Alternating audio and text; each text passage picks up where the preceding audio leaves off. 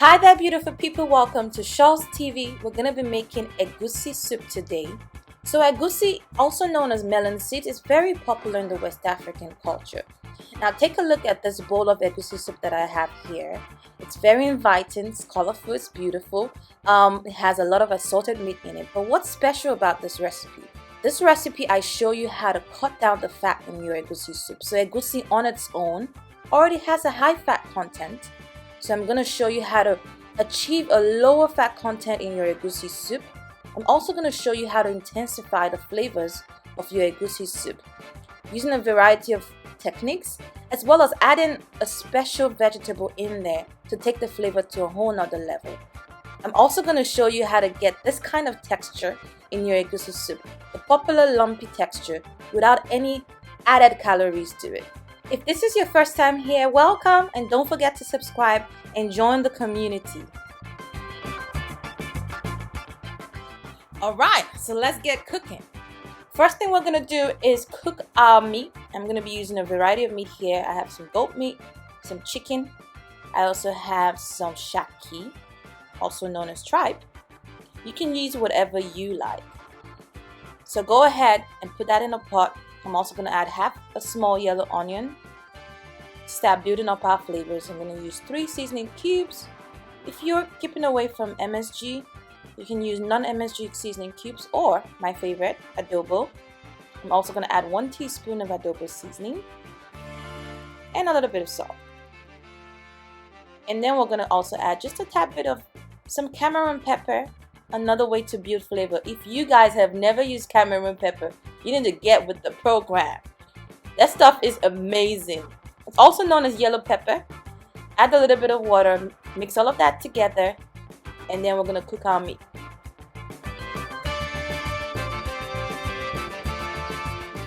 So while our meat is cooking, let's go ahead and talk about our base. I have 4 large red bell peppers. I have a red onion, half a yellow onion.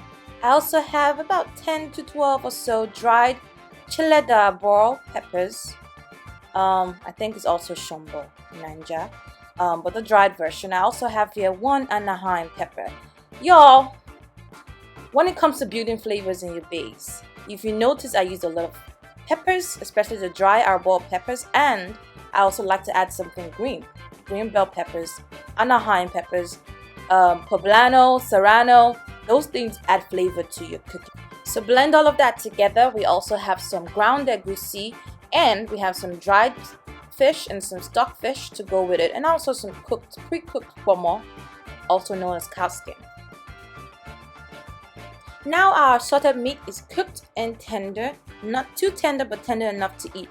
So go ahead and take it out of the stock, just drain it out just like this, and keep the stock in the pot.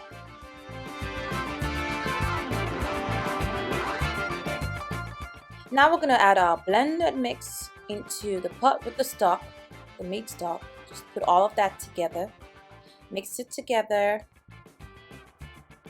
and put your heat on about a medium high at this point. And next we're going to add our dry fish and stock fish. I used about 1 round dry fish and about 3 pieces of stock fish. You can use as little or as much as you want, but that's another way to build your flavors. And now we're going to add 2 tablespoons of grounded crayfish. Mix all of that together.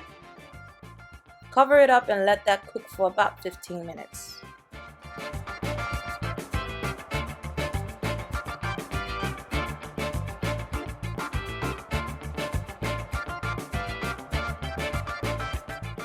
So after about 15 minutes, you're going to see that it's beginning to thicken up.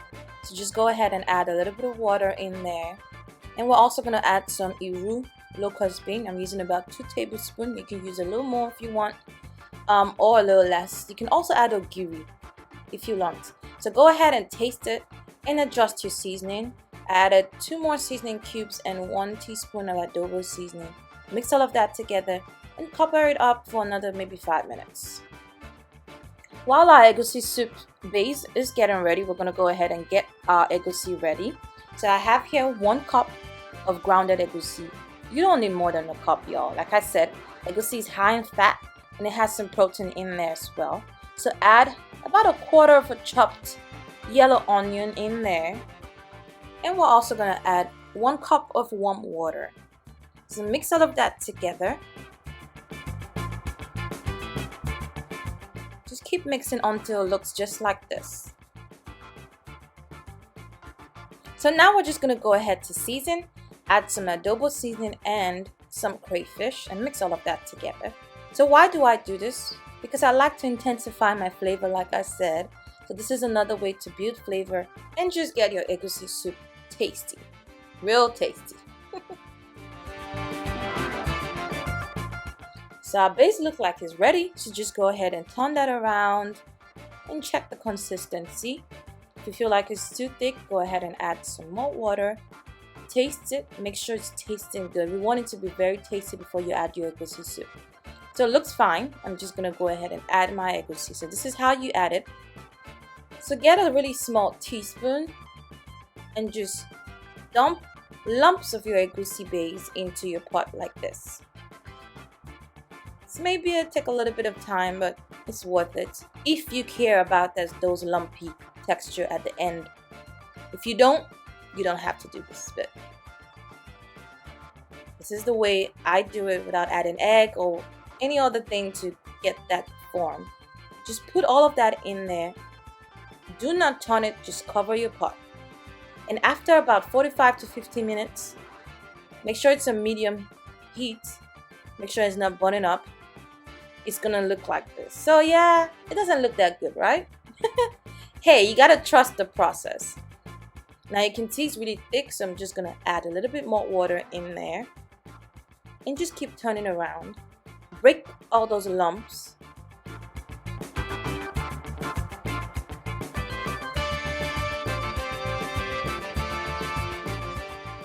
So now I'm just gonna add all my meats. I'm adding my Ponmo, my goat meat, my Shaki, my chicken, as much as you want, but don't overcrowd the pot.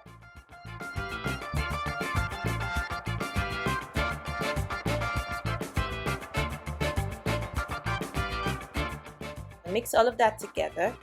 Add a little bit of water again, just to get your consistency a little fluid, not too much. Cover it up and let all that meat just cook in with the egusi. So after about 20 minutes, it's gonna look just like this. Now you see it has the perfect size of lumps that I want. It's not too lumpy or too fluid, it's just perfect. And it smells so good. So we're almost done, guys, almost. Now we're gonna add some greens. Of course you can add spinach, you can add collard greens, and if you're Nigerian based, we have a whole lot of greens that you could add. Uziza, ugu, there's so many options. But guys, I want to share a little trick with you, which is using fresh mustard greens. Now, mustard greens have a kind of like an intense flavor, so you just want a tad bit of it so it doesn't overpower your egusi. But guys, it is a perfect combination in egusi soup. Make sure you use the fresh version. Please don't use the frozen one. Don't be lazy. You're not gonna like the outcome. Use the fresh mustard greens. Pick a bunch, chop it up, rinse it out, and add that into your pot. And cook for about 2 to 3 minutes. And once your greens are cooked, it's gonna look just like this, and it's gonna be smelling so heavenly. Whew! And your soup is ready, guys. Your low-fat, delicious, intensified flavor egusi soup is ready. If you like this recipe, don't forget to hit the subscribe button and hit the bell as well so you're notified every time I post a new recipe video. In this channel, I share quick, easy, nutritious, and delicious recipes. I hope you enjoyed some of my tips on creating flavorful egusi soup. Let me know what you think in the comment section. Now let's go ahead and do a taster. I'm going to be eating mine with some plantain fufu. I'll share a recipe soon of how I make my plantain fufu, but here we go. Let's go ahead and taste this. You gotta use your hands, guys. You know, that's the traditional way of eating swallow and soup. Woo! It is so good. It is so flavorful. It is so fresh. And guess what? You don't have all that fat in your traditional egusi soup in here. You can enjoy your egusi soup on whatever diet plan or health needs that you have. So good. I hope you enjoyed it, guys, and until next time, it's your girl Sholz sending you lots of love and blessings. Bye!